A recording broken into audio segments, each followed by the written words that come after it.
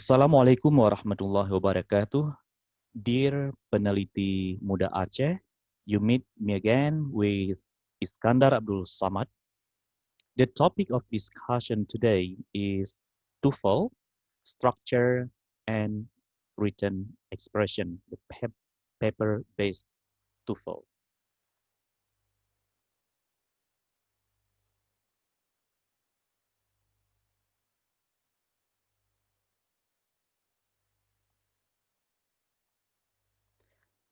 There are 5 agenda that we would like to discuss today. The first one is general strategies.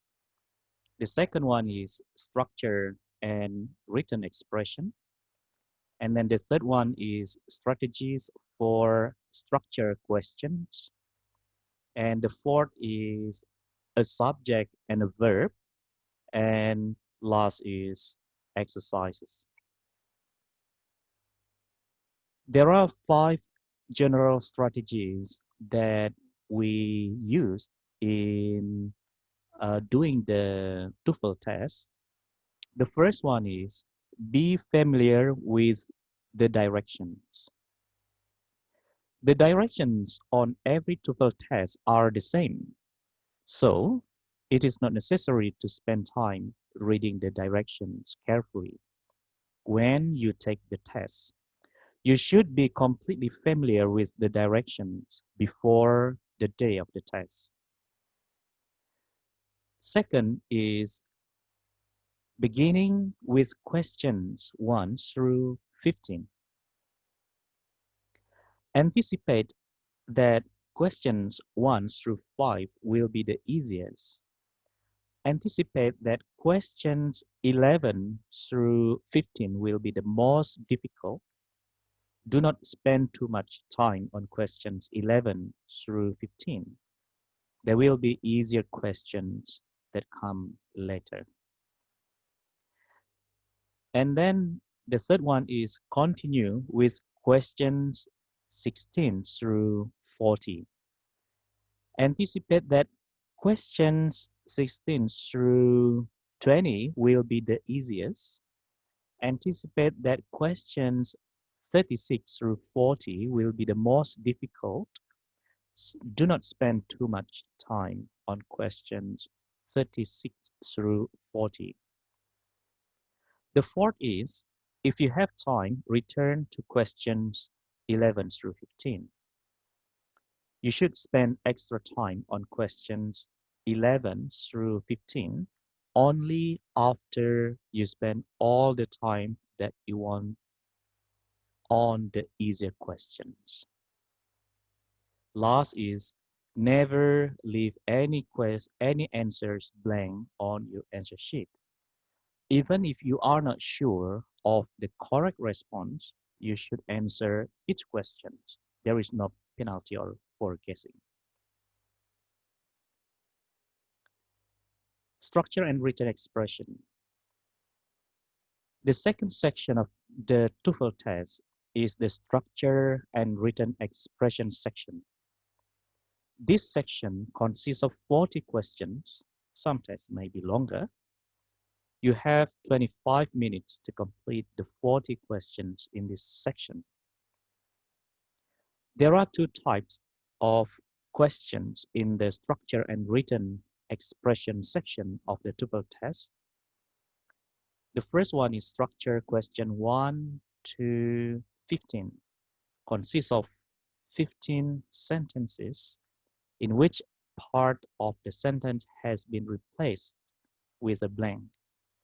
Each sentence is followed by 4 answer choices. You must choose the answer that completes the sentence in a grammatically correct way. Second is written expression. Questions 16 to 40 consists of 25 sentences in which 4 words or groups of words have been underlined. You must choose the underlined word or group of words that is not correct. In the TOEFL test, questions 1 through 15 of the structure and written expression section test your knowledge of the correct structure of English sentences. The questions in this section are multiple choice questions in which you must choose the letter of the answer that best completes the sentence. Take an example. Blah, blah, blah is taking a trip to New York. So the options are they, when, the woman, and her. In this example, you should notice immediately that the sentence has a verb, is taking, and the verb needs a subject. Answers B and D are incorrect because when and her are not subjects. In answer A, they is the subject, but they is plural, and the verb is taking is singular. The correct answer is the woman. The woman is a singular subject, so you should therefore choose answer C. Strategies for structure questions. 1. First, study the sentence. Your purpose is to determine what is needed to complete the sentence correctly. Second, study each answer based on how well it completes the sentence. You could eliminate answers that do not complete the sentence correctly. Third, if you have time, return to questions 11 through 15. You should spend extra time on questions 11 through 15 only after you spend all the time that you want on the easier questions. 4. Do not try to eliminate incorrect answers by looking only at the answers. The incorrect answers are generally correct by themselves. The incorrect answers are generally incorrect only when used to complete the sentence.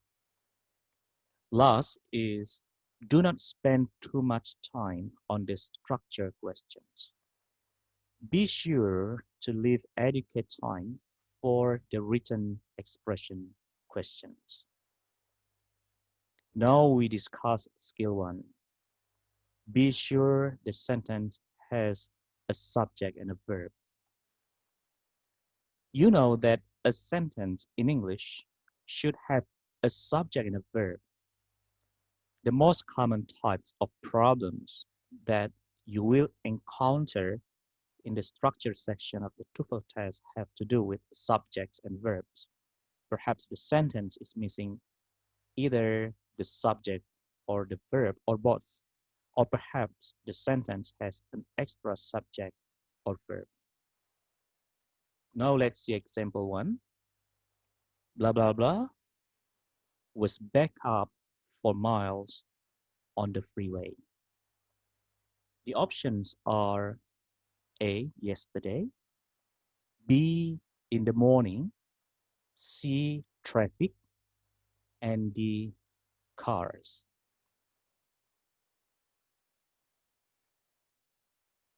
In this example, you should notice immediately that there is a verb, was, but there is no subject. Answer C is the best answer because it is a singular subject that agrees with the singular verb was. Answer A, yesterday, and answer B, in the morning, are not subjects. So they are not correct. Although answer D, cars, could be a subject, it is not correct because cars is plural and it doesn't agree with the singular verb was. Let's see example 2. Engineers, blah, blah, blah, for work on the new space program.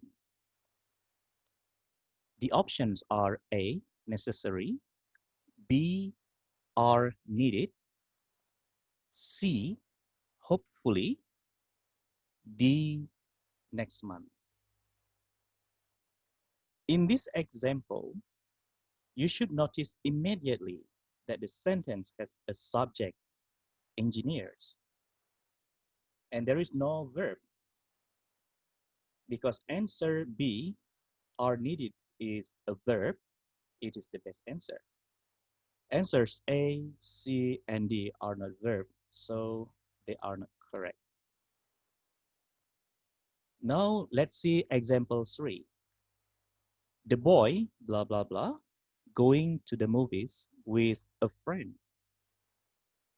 The options are A, he is, B, he always was, C, is relaxing, and D, will be.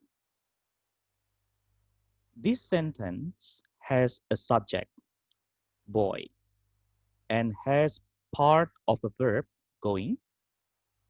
To be correct, some forms of the verb be is needed to make the sentence complete. Answers A and B are incorrect because the sentence already has a subject, boy, and does not need the extra subject, he. Answer C is incorrect because relaxing is an extra verb part that is unnecessary because of going. Answer D is the best answer, will be. Together with going is a complete verb.